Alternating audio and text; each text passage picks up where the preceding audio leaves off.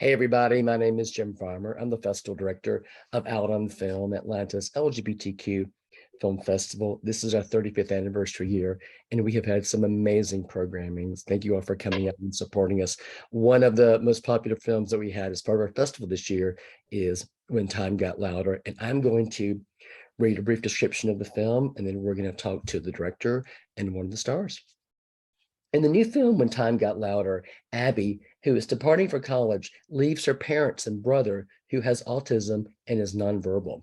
As she explores her independence and sexuality, she's torn between her new life and her love for her brother. Please welcome the director of the film, Connie Cocchia, and one of the stars of the film, Jonathan Simao. Hi, thanks so much for having us, Jim. Hi Thank there. you so much, Jonathan. Nice to meet you, Connie.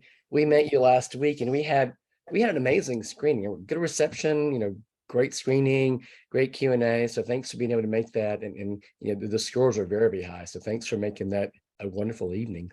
Oh, well, thank you very much for having us. It was such a joy, and it was so kind of you guys to host that reception with the Canadian Consulate General. We had a really wonderful time. That was great. Well, I just want to ask some basic questions. I guess we'll start with the obvious question. How did this project come up? Yeah, so I've always wanted to tell a story about autism as a Mhm. filmmaker, having a brother on the autism spectrum. It was always something kind of in the back of my mind that I wanted to wait to make until I felt I could do it just. I have a brother who is nonverbal and profoundly impacted by autism. And so Mhm. for me, something that Jonathan and I always talked about too when casting Jonathan is there's some spectacular autism content that's out there today, but it usually shows savanted and gifted like individuals. And they're spectacular stories and they must be told, but they usually only reflect about 10% of the autism community. Sure. So for us, it was really important when making this film that we could address a wider audience and reach more people in the autism community, and not just the individuals who are on the autism spectrum, but also their families. Usually the stories center around the protagonist being that individual with autism.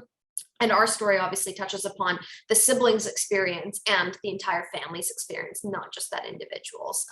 So that was kind of always like the drive for where the story came to be. And then it kind of just grew from there into what it is. Connie, when did you film this? So we were very lucky to film right before COVID. Oh, wow. We shot for 19 days in Vancouver and Yeah. 3 days in Los Angeles. Came back from Los Angeles end of February 2020. And then we had a pickup day because we had some very challenging weather. For those that don't know, Vancouver, unlike most of Canada, should not have as much snow as we did. And we faced a lot of it during our production, which made one of our heaviest days was stunts and a moving vehicle and all these components, 40 background actors on a bus, extremely difficult. So we knew we had to do a pickup day, and we ended up having to wait for 8-9 months because it was obviously the lockdown, and we couldn't get the pickup day in time. So unfortunately it really delayed our schedule and wasn't necessarily ideal, but the blessing in disguise was that we had so much time to edit the film and pause on it and reflect on it, and it was a really big gift. Nice. So Jonathan, can you talk a little bit about Caden and in this role and the importance of getting to play this character? Yeah, I think it's super important to have someone who is on the spectrum like myself play a character who is diagnosed with autism, because I think they're the only people that truly understand what it's like to be in that world, to be in that experience and that emotional state. And so being able to authentically represent that is such a big deal for us, and it sheds a light on the autism community, and it shows people that there's more than autism is like more than just like there's multiple aspects to the autism spectrum, and it's like very nuanced and very different degrees of sensitivity. Is that Absolutely, right? yeah. Different degrees of sensitivity, and being able to portray that in a way where I felt like I could be myself, like freely, expressively, and being able to not hide anything as I typically would in just my daily life. There would be some stimming behaviors and some sort of kind of mechanisms I would use to sort of hide my autism, so I could like fit in with society and be able to hold a conversation. So being able to express that felt very relieving. From that, I felt a very deep connection, a very strong connection with Caden that I was able to portray in this movie. And I really hope that when people see it, it sheds a light on the community, and people have a more deeper understanding of what it's like to have those experiences. Okay. This is a question for both of you. Can you talk a little bit about the relationship between Abby and Caden in the film? Sure. Do you Yeah. want to touch on that first? Yeah, so Abby has been Caden's whole world. A lot of the ways that Caden has gotten through some very hard times is because of his sister Abby. Mhm. Abby's been the one that's been like taking care of him, making sure that he's safe and protected and loved so much, and putting in that extra care and effort to make sure that he knows that he's loved and he's in a safe place, and the world around him isn't as terrifying as it usually is for him. So Mhm. Abby's been that like safe space for him where he's able to navigate the world and navigate just his daily life in general. And I think what they have is such a very strong and very meaningful connection that when you see them separate, it's very difficult for Caden to navigate, because it's very hard for people on the spectrum to experience change. They like routines. They like things that give them constant stimuli. Is that what it's called? It's the constant Yeah. safety. Yeah. And so when their sibling relationship changes and Abby is no longer in the household that Caden occupies, it's very difficult for Caden to hold on to that same security, that safety, that feeling of love and comfort, Mhm. and to experience it at the same degree. It's challenging for him to face this new world on his own. Okay. You see that truly expressed. And obviously Yeah. it's hard to portray everything that Jonathan said, because he's hit everything right on nail on the head. It's hard to portray all that in less than 2 hours, but hopefully when audiences watch, they'll see the nuanced examples of that in the story, because this really what Jonathan has touched on here, it's really something that's incredibly common in the autism community, because so many neurotypical siblings that have a brother or sister on the spectrum end up becoming a primary caretaker later on in life. And so myself having a brother on the spectrum and being around the autism community, growing up around it my entire life, I've noticed from doing sibling panels and meeting other siblings that one of the most common differences is the siblings that are involved with their neurodiverse siblings' life and their program that they might have through school, or just their day-to-day experiences. The more involved they are, the closer they are, the healthier and more supportive relationship that they're able to sustain later on in life. And so that was obviously one of the hopes with our film, that we could show the beauty of this relationship and the incredible importance, because of course any sibling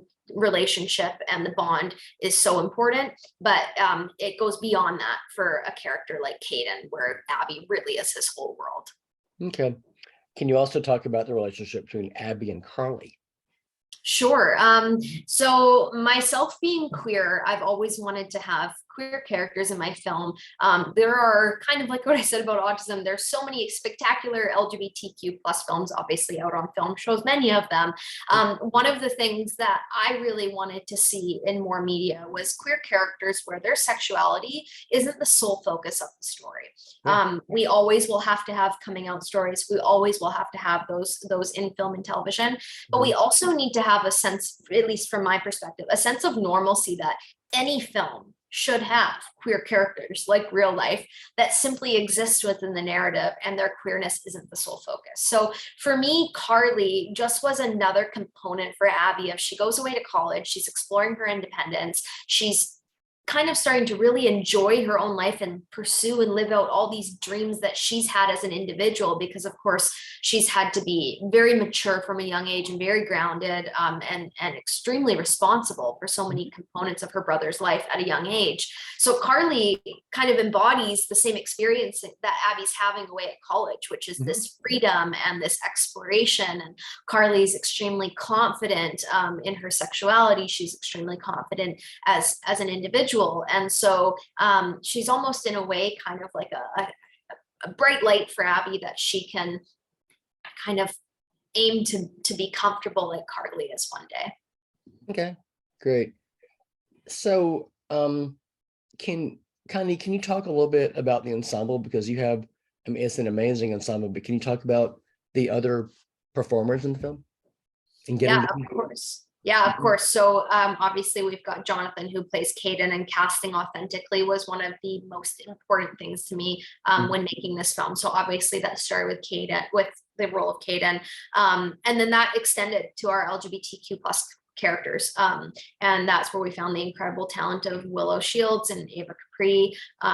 They are so spectacular at playing these roles, connect with them so deeply, which was a beautiful gift as a director. And then the parents, who are played by Lachlan Monroe, plays the father. He's Vancouver based, like myself and Jonathan. He's been in, I think, over 500 productions, so I never know which one to reference first.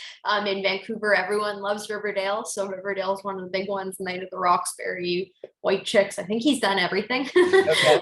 So hard to pick just one. The nicest, genuine human being, and likewise his counterpart in the story, who's played by Elizabeth Mitchell, who of course Emmy nominated for Lost, Outer Banks, the Santa Claus movies, and the new TV show, of course. They are both such generous, kind individuals, and this of course translates to who they are as actors, and how they are to work with. They are so collaborative, and we had just such a spectacular time working with them. And then of course we also have a lot of local talent here in Vancouver. We shot, like I said, predominantly in Vancouver and a couple days in Los Angeles, and we were surrounded both on screen and behind the screen with just wonderful, genuine human beings, many of whom identified in the LGBTQ plus and autism communities. That was, of course, extremely important to me. And also, we're a Reframe Stamp project, and for those that don't know, that's an award that's given to gender balanced crews with key positions. So all of these components to me are so important when putting together a team, because what you put on screen also has to be reflected with the team that's putting it together. Jonathan, obviously this is a huge role.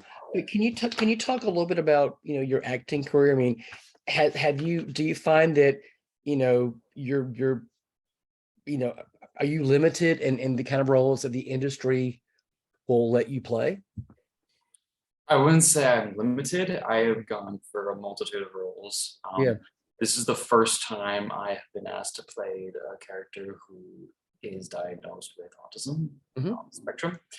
And so when I was first approached about it, I felt that this was important, not just for me to portray, but for the community as a whole. Sure.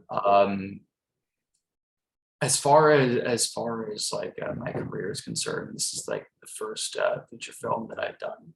Which, if you see his performance, is mind-blowing, and he undervalues how insane it is that this was his first time on set to this magnitude. And then you watch his performance and it is spectacular. It's unbelievable. I say to everyone, especially if it was really disappointing to me early on to experience pushback that casting someone on the spectrum might not be the best choice. Financially, might not make it the best choice, or you might have more opportunity, because obviously the role is so interesting because it's so dynamic and so unique.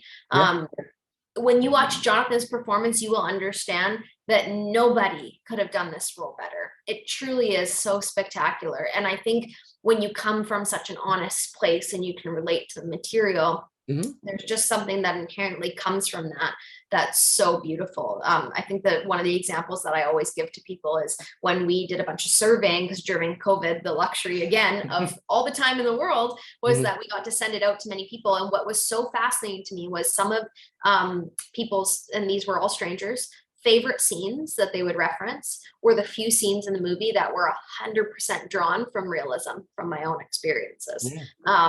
And it's pretty spectacular because obviously these audience members didn't know that. So it really goes to show when you're coming from an honest place, how much it can really connect to people. And I think just in general, that's what Jonathan brings to the character, is everything about what you did was so genuine. And you always express on set to myself and your fellow castmates what it felt like, that sense of relief that you reference of playing that role.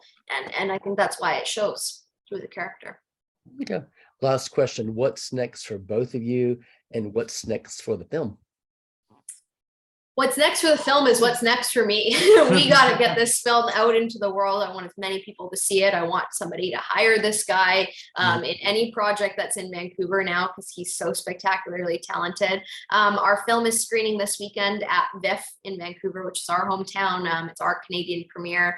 So we've got 2 wonderful screenings coming up this weekend. So that's kind of where Jonathan's and my head are at right now. And the film will continue to do its festival circuit over the next few months, and we have our Canadian distributor is Level Film, spectacular company to work with, and they'll be releasing the film here in Canada hopefully in the spring. And the rest of our sales were for distribution. We're waiting to see how festivals go, and once this film's out there, I'm really looking forward to doing my next one. Nice. Congratulations. The film is When Time Got Louder, which played it out on film and started our 35th, and the reaction was very, very strong. Thank you so much for sharing it with me. Thank you both for taking the time to talk to us today, and we look forward to hearing what's next for both of you. Thank you so much. Nice to talk to you, Jim. Thanks so much. Thanks. Thank you.